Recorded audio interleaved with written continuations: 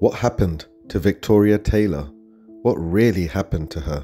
You see, the police want us to believe that she entered the water, and they don't believe that there was a third party involved.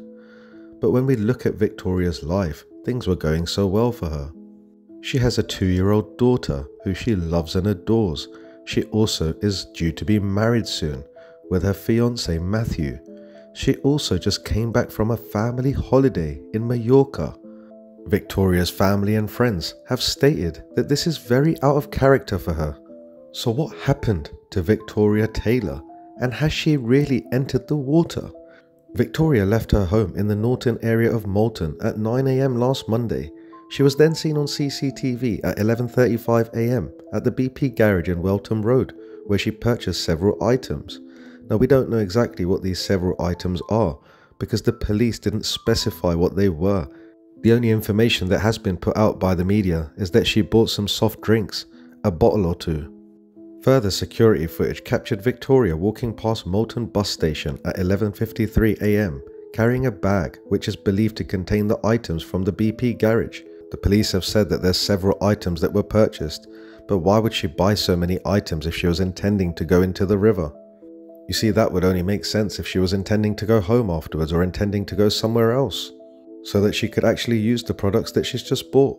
So police have since recovered even more CCTV footage which shows Victoria walking towards a play park in the Riverside Walk in Norton at 12:30 PM, close to where the items that belonged to Victoria were recovered. You see, the thing is, Riverside Walk and the local bus station are only a few hundred yards away, but yet she was seen on the CCTV by the play park 37 minutes later. So what was she doing in that time window? Had she gone somewhere else? Surely the police should be trying to concentrate what happened in that missing 37 minutes. It just feels like in this case and the Nicola Bulley case that the police just seem to concentrate on the river. Now, I understand that Victoria's belongings were found next to the riverside, and also she was also seen on CCTV walking towards that play park in the Riverside Walk. But even though they have that evidence, that doesn't mean that she's in the water. Now, what could be going on here? Well, earlier I said that she just came back from holiday from Mallorca, and photographs on social media show Victoria smiling and happy with friends and family. But was there anything weighing heavily on her behind the scenes? Was something else going on that we don't know about? Is it possible that she went into the river? Well, North Yorkshire Police Chief Superintendent Fiona Wiley said that the force had uncovered new CCTV footage of the 34-year-old walking towards a park close to the riverbank.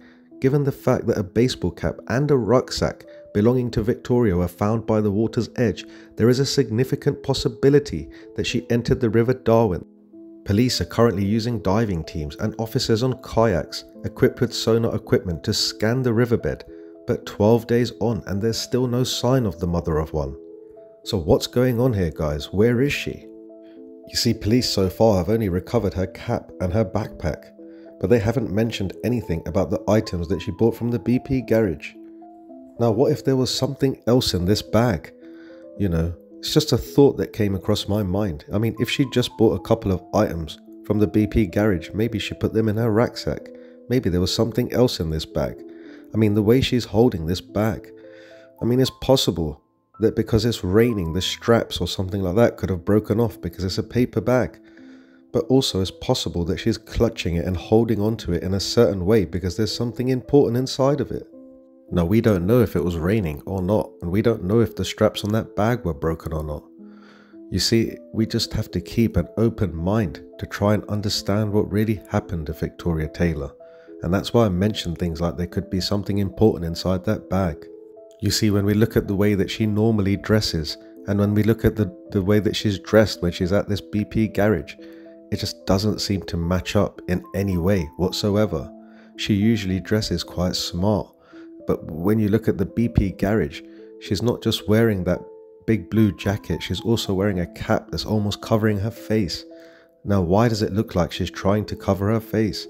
Is she trying to hide? And if she's trying to hide, is she trying to get away? And if she's not trying to get away, then what is she up to? Is she doing something that she's not supposed to be doing? Or has she been forced to do something and that's why she's trying to hide her identity because she doesn't want to get caught doing it? Guys, there's so many possibilities of what could have really happened to Victoria, but I just can't believe that she just entered that water on her own accord.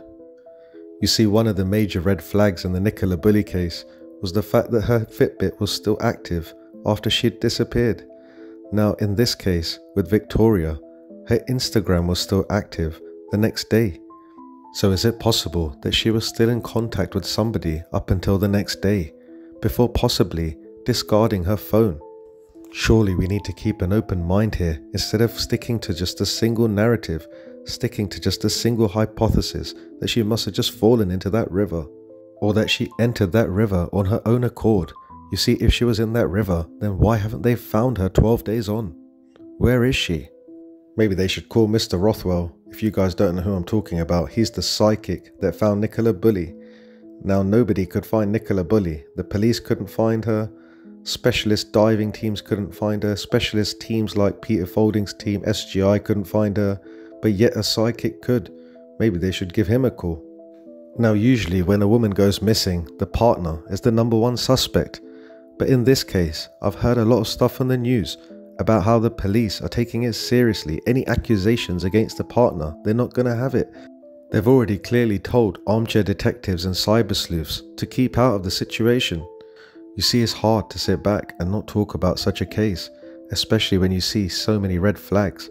There's so many things about this case that just don't seem to add up, like the Nicola Bulley case. A big problem is that when we leave it to the authorities to try and figure out what happened, they just put all of these things down to accidents. Furthermore, they seem to keep saying that there's no third party involved and there's no suspicious circumstances. They keep saying that again and again up and down the country. So what are we saying here? That all these people are unaliving themselves? Now, I've covered a lot of these sort of cases, and a lot of them have got rivers where the water is so shallow where the person couldn't even drown. The mechanics of trying to unalive themselves just wouldn't even make any sense. You see, the narrative seems to be pushed from the beginning in these sort of cases. In the Nicola Bulley case, they didn't want nobody accusing the partner, even though the partner seemed quite suspicious. You see, in this case, the partner hasn't even spoke out, and we're still not allowed to even talk about him. Isn't that ridiculous? Now, I'm not saying in any way that he's involved, and he's probably not. In fact, he's probably at home, worried sick about her. Bear in mind, guys, that if something has happened to Victoria, this man is going to have to look after their 2-year-old daughter on his own. In fact, guys, I feel sorry for the whole family, and I really do hope that Victoria gets home safely.